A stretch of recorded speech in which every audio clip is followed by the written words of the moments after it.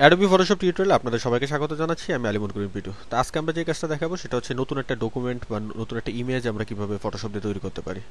তো সাধারণত আমরা কন্ট্রোল প্লাস উ চেপে ইমেজ নিয়ে আসতাম, কিন্তু আজকে আমরা যে কাজটা করবো সেটা হচ্ছে কন্ট্রোল প্লাস এন চেপে কোনো একটা ইমেজ নিয়ে আসবো। তো সেটা করার জন্য আপনার ফাইলে যে আপনি দেখতে পাচ্ছেন যে এখানে ফার্স্ট যে অপশনটা আছে সেটা হচ্ছে নিউ, আর কিবোর্ড শর্টকাটটা দেখতে পাচ্ছেন সেটা হচ্ছে কন্ট্রোল প্লাস এন।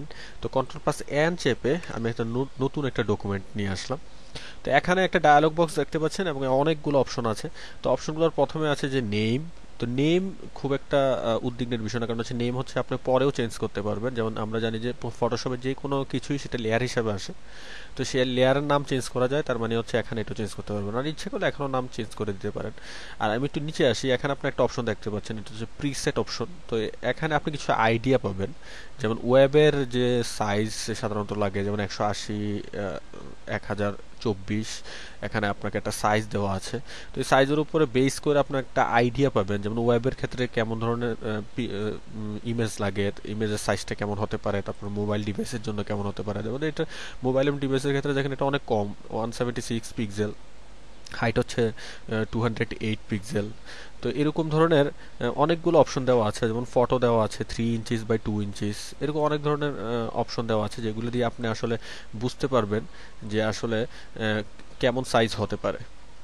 তো আমি এখানে ওয়াইড, হাইট, রেজুলেশন নিয়ে কথা বলি। তো আপনি দেখতে পাচ্ছেন যে এখানে আমি যখন ওয়েবটা সিলেক্ট করলাম, এখানে ওয়াইড দেওয়া আছে হচ্ছে 1280 পিক্সেল। তো আপনি ইচ্ছা করলে এখানে পিক্সেলটাকে চেঞ্জ করতে পারেন, যেমন ইঞ্চিসে কনভার্ট করতে পারেন। যেমন এত 1280 পিক্সেল মানে হচ্ছে 17.77 ইঞ্চিস। তারপরে হচ্ছে সেন্টিমিটার, মিটারও আপনি এটা কনভার্ট করতে পারবেন। কিন্তু এখন কথা হচ্ছে যে পিক্সেল মানেটা কি। পিক্সেল মানেটা হচ্ছে, সেটা যদি আমি বলতে চাই তাহলে আমি একটা ট্রান্সপারেন্ট কালার চুজ করে আমি দেখাচ্ছি। এখানে আপনি যখন আমি ইমেজটা নিলাম, এখানে দেখতে পাচ্ছেন একটা গ্রাফ দেখতে পাচ্ছেন। এই গ্রাফের মাঝখানে আপনি ছোট ছোট অনেকগুলো বিন্দু স্কোয়ার দেখতে পাচ্ছেন, কিছু গ্রে কালার, হোয়াইট কালারের স্কোয়ার।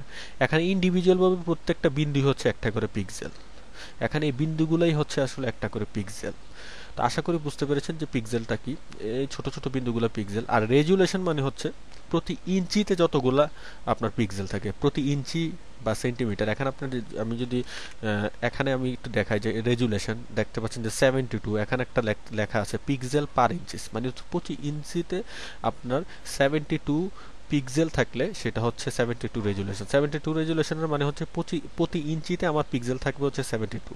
তো আশা করি বুঝতে পেরেছেন। আর এখানে যে ওয়াইড আর হাইট আছে, এখানে যখন আপনি মাউস কার্সারটা বাঁ দিকে লেখাটার উপর নিয়ে আসবেন, আপনি দেখতে পাচ্ছেন যে একটা হ্যান্ড সাইন চলে আসছে।